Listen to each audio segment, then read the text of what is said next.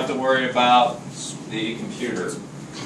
You don't want to anyway. Starting up, it sounded like a 90-year-old man getting out of bed. It was creaking badly.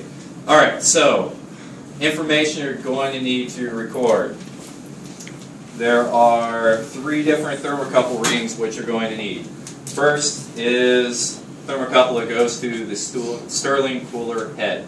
So that's the most important. So when we're talking about taking readings at 5, 0, negative 10 degrees C, that's this thermocouple. Other 2 temperatures are the inlet and outlet temperatures for the water. So you see those thermocouples are embedded within the tubing, and the 2 thermocouple readers for them are shown here. Just make sure you know which one's inlet, which one's outlet.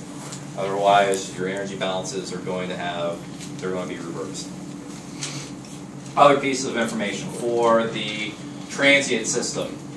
You will need the power to the Stirling cooler. So this is a variac that provides power to the Stirling cooler. This provides the voltage, but to know the voltage and the current, provide that reading from this data acquisition system. And so voltage will be the bottom line, and the current will be the middle line in milliamps. Other piece is the power to the heater. Those pieces of information, the voltage and the current, are from these 2 fluke meters. Remember, you're dealing with AC, so they need to be set for AC voltage and current. Alright, so start off, you have to set your flow rate.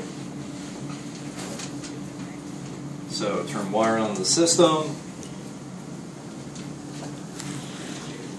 start your flow, purge the air from the lines, and then set your flow rate to between 15 and 20.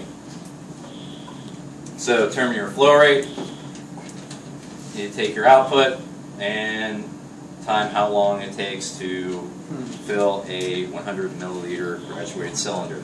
So do that 3 times. Once you know your flow rate, then you're ready to start the lab. So to do that, make sure you turn power onto your variac, and then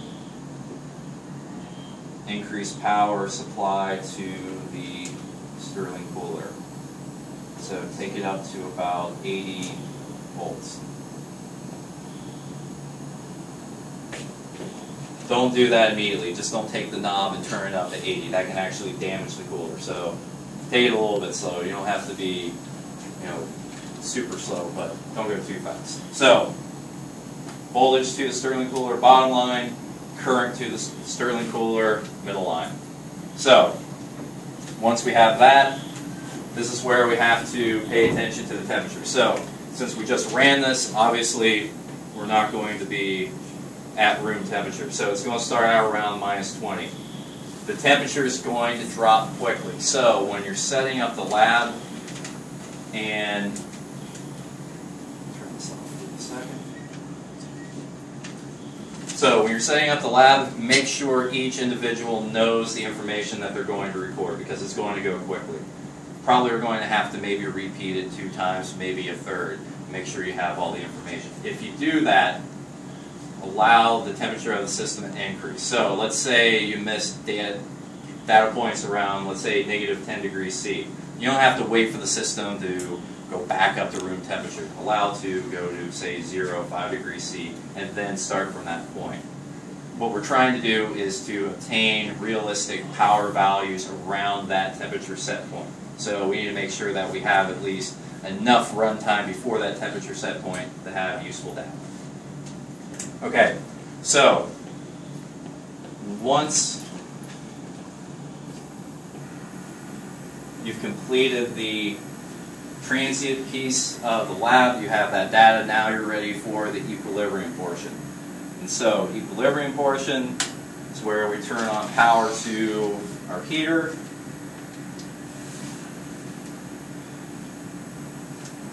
So turn on the power, and what you're going to have to find and wait is for the temperature of your Stirling cooler to equilibrium.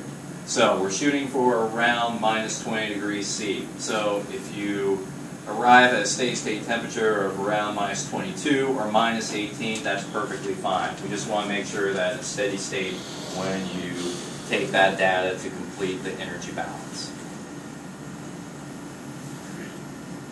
All right, any questions? Video's going viral. Swag. Be a terrible video. I'm about to make you a